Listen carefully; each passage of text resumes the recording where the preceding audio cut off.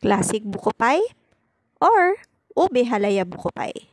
Hello everyone! So ito na nga at dahil nag-crave ako at parati ko itong nakikita sa feed ko. Kaya naman napa-order tayo ng Chef Pix Buko Pie.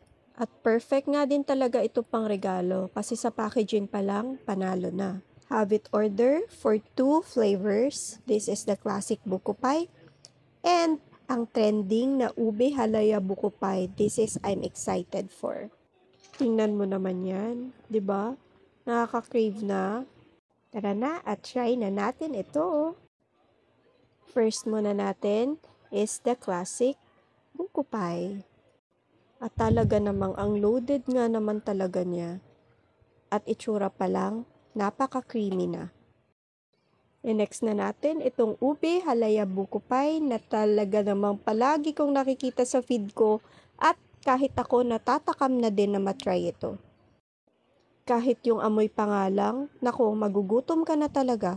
Tingnan mo naman yan, 'di ba? Napaka-loaded both buko pies nila, as in talaga, kaya excited to try it. Itong classic buko pie nila, napaka-creamy. Yung na-try ko na buko pie, siguro ang tagal na nun. So, napaka-soft, napaka-creamy, at para siyang custard, yun yung lasa niya. At ito ang pinaka-excited ako, ang ube halaya buko pie na first time ko lang siyang matatry. Ang hilig ko sa buko pie pero ito hindi pa ako nakakapag-try ng ube halaya. At ang amoy pa lang, ube na talaga. Yung texture ng ube nila, grabe talaga, hindi mo ma-explain eh. Pag kagat mo pa lang, nagme-melt na siya sa mouth mo. At napaka-creamy talaga ng gawa nila ng buko pie.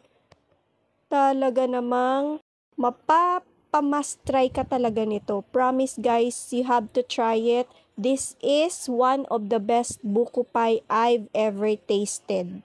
Kaya ano pang inaantay nyo? Order na kayo at Chef Pix PH in Instagram and Facebook.